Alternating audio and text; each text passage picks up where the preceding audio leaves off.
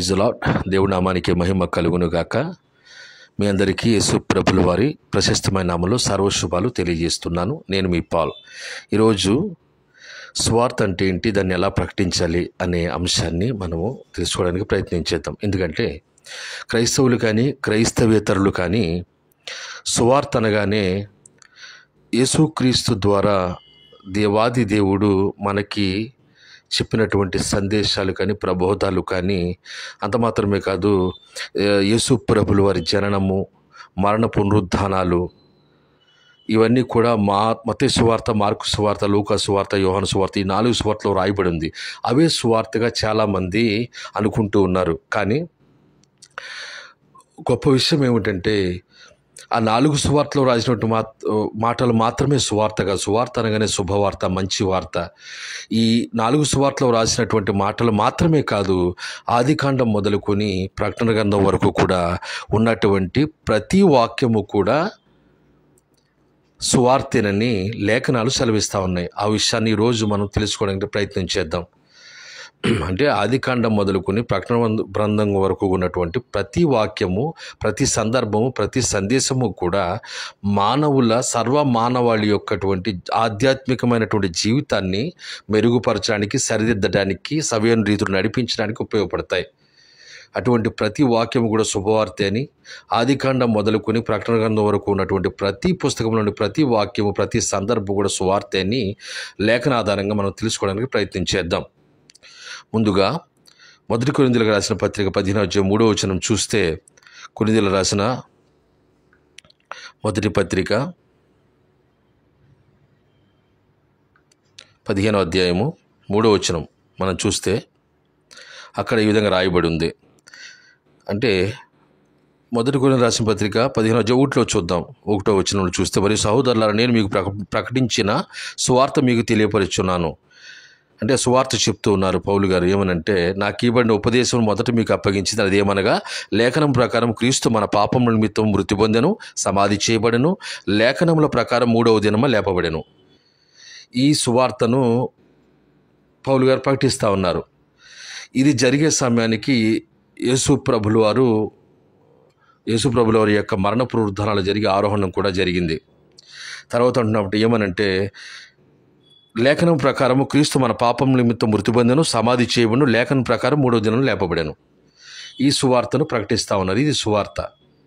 ఇది మనందరికీ తెలిసిన విషయం. కానీ ఇంకొక విషయాన్ని చూస్తే, మార్కు సువార్త 1:15 చూస్తే, కాలము సంపూర్ణమై ఉన్నది, దేవుని రాజ్యము సమీపించి ఉన్నది, మారు మనస్సు పొంది సువార్త నమ్ముడని చెప్పుచు దేవుని సువార్త ప్రకటించు గలిలయకు వచ్చెను. గమనించాలి, ఈ మాట ఎవరు చెప్తా ఉన్నారు? యేసు ప్రభుల వారు మాట్లాడుతూ ఉన్నారు. ఏమని? కాలము సంపూర్ణమై ఉన్నది, దేవుని రాజ్యము సమీపించి ఉన్నది, మారు మనసు పొంది సువార్త నమ్ముడని చెప్పుచు దేవుని సువార్త ప్రకటించు గలిలయ. ఇక్కడ సువార్త ఏంటి? కాలము సంపూర్ణమై ఉన్నది, దేవుని రాజ్యము సమీపించున్నది, మారు మనసు పొందిడి అని యేసు ప్రభువులు చెప్తా ఉన్నారు. పౌలు గారు కొరింథీయులకు రాసిన పత్రికలో యేసు ప్రభుల వారి మరణ పునరుద్ధానాల గురించి సువార్త ప్రకటించారు. ఇక్కడ యేసు ప్రభుల వారు ఏమని సువార్త ప్రకటిస్తున్నారంటే, కాలము సంపూర్ణమైన దేవుని రాజ్యం సమీపించి ఉన్నది, మారు మనసు పొంది సువార్త నమ్ముడని చెప్పుచు దేవుని సువార్త ప్రకటించు గలిలయకు వచ్చాను. యేసు ప్రభుల వారు సువార్త ప్రకటిస్తూ ఉంటుంది ఏమని. ఇలాగా మీరు గమనించాలి. ఇంకొక కోణం చూద్దాం. పేతురు రాసిన పత్రిక 1:24 గమనిస్తే,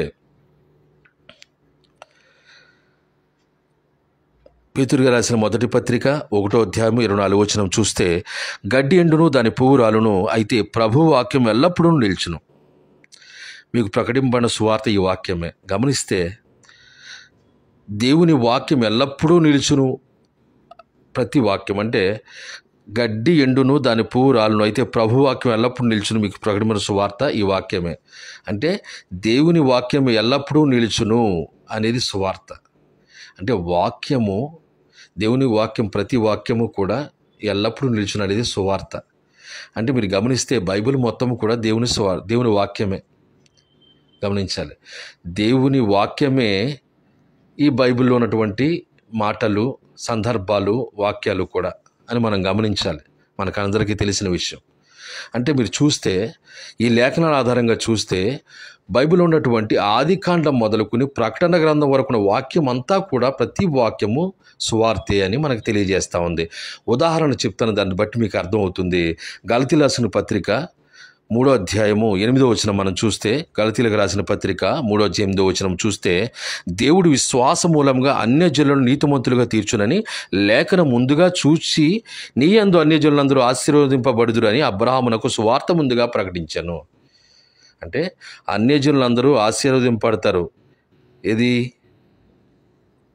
ముందుగా చూసి నీ యందు అన్యజనులందరూ ఆశీర్వదింపబడుదురని అబ్రహాము, అంటే ఆది కాండములో ఉన్న అబ్రహాం గారికి సువార్త ప్రకటింపబడింది. గమనించాలి. అంటే ఆది కాండములో ఉన్నటువంటి అబ్రహాం గారికి ఏమని సువార్త ప్రకటించబడింది? నీ వలన నీ యందు అన్యజనులందరూ ఆశీర్వదింపబడుదురు.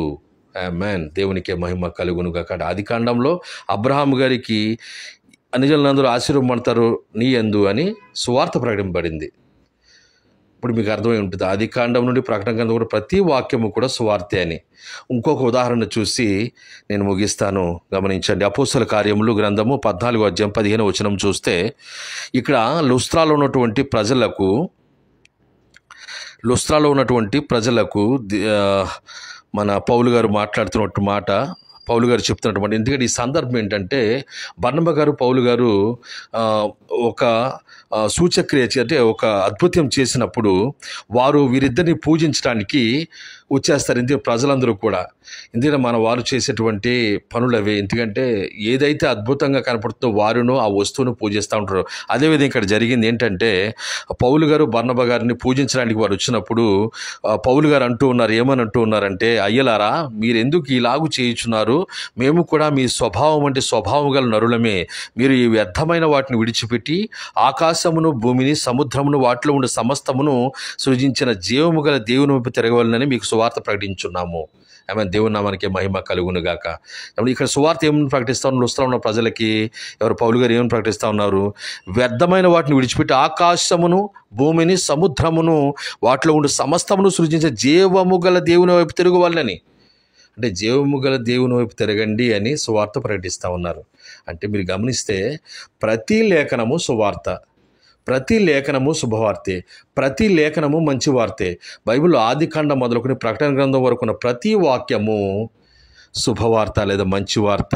అంటే మానవుని సర్వమానవాళి జీవితానికి, ఆధ్యాత్మిక జీవితానికి ఉపయోగపడే ప్రతి మాట, ప్రతి వాక్యము కూడా బైబిల్ గ్రంథమైనటువంటి ఈ జీవ గ్రంథంలో దేవుడు వ్రాయించారు. అందును బట్టి మీకు అందరికి తెలియజేసేది ఏంటంటే, ఆదికాండం మొదలుకొని ప్రకటన గ్రంథం వరకు ప్రతి వాక్యం, ప్రతి సందర్భం కూడా శుభవార్తే అని మనకి లేఖనాల ద్వారా అర్థమవుతూ ఉంది. తరువాత వచ్చే వీడియోలో సువార్త ఎలా ప్రకటించాలో తెలుసుకుందాం. అందరికీ అర్థమైందని ఆశిస్తున్నాను. Subscribe our channel. Praise the lord. God bless you all. Thank you very much.